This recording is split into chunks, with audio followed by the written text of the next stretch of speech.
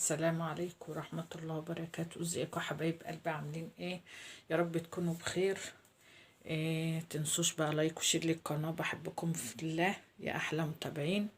النهارده بقى معانا هنا كوسة جميلة وصبحة ازاي. احنا بقى النهارده مش هنعملها محشي، احنا هنعمل صينية كوسة النهارده مع بعض حلوة كده، ومعاها فرخة بلدي وشوية رز بشعرية. يلا بينا بقى نشوف هنعمل ايه. قطعنا بقى الكوسه بتاعتنا حلقات كده يا بنات زي ما انتم شايفين، وغسلناها تمام كده. ننزل بقى عليها ببصلايه كده، خرطها عليها. نرجع بقى الاكل زمان بقى. تمام. صينيه الكوسه دي تعمليها ناشفه كده وبتتحمر في الفرن، ولادك باذن الله يحبوها بالطريقه دي.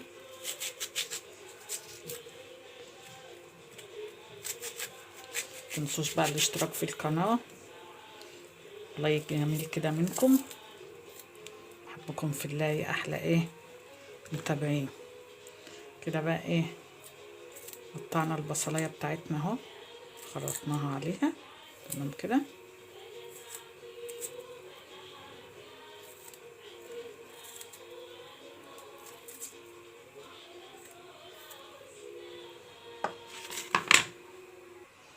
ننزل بقى عليها بقى بشويه فلفل اسمر كده يا بنات.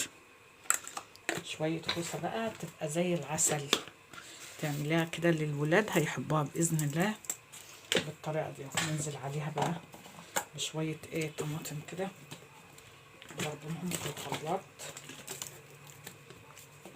تمام.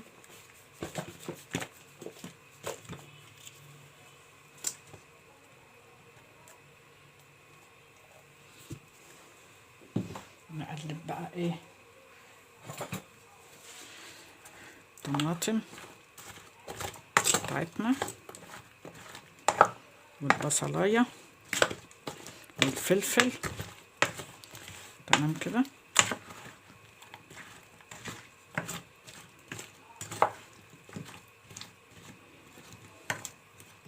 هنزودها كمان شويه طماطم. زودتها بقى شويه طماطم، وهنرمي فيها بقى مكعبين من الزبده بالشكل ده كده اول. وامر نحطها بقى على النار. ومعايا هنا ميه سخنه بقى على النار يا بنات. ننزل بقى بالفرخه بتاعتنا هنا اهيت. دي فرخه بلدي تمام يا بنات. معانا هنا بقى في الطبق ده ورقتين ورق رولي، وطماطميه مقطعه 4، وبصل بالطريقه دي انا بحب اعمله كده، بقسمه بس من النص، وشويه فلفل اسمر وشويه ملح بس. تمام كده. هيطلعوا لك بقى احلى شويه شوربه. اكلنا بسيط، اكل زمان، اكل اهالينا زمان. وبكده بقى يا بنات الغدا بتاعنا خلص. عملنا الفرخه بتاعتنا ومحمرينها التحميره العاديه بحته زبده كده وشويه زيت. وهنا صينيه الكوسه بتاعتنا الجميله دي. وطبعا بقى شوربه الفراخ، يبقى شويه لسان عصفور جنبها كده. وهنا شويه رز بشعريه. هنا بقى جنبهم بقى شويه الكوسه. بسم الله ما شاء الله. شويه كوسه زي العسل. يا رب يكون النهارده الغدا عجبكم.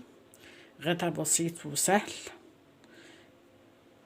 متنسوش بقى اشتراك في القناه واللايك جميل بتاعكم. بحبكم في الله يا احلى متابعين. اشوفكم في فيديو جديد باذن الله من مطبخ بشاير الخير.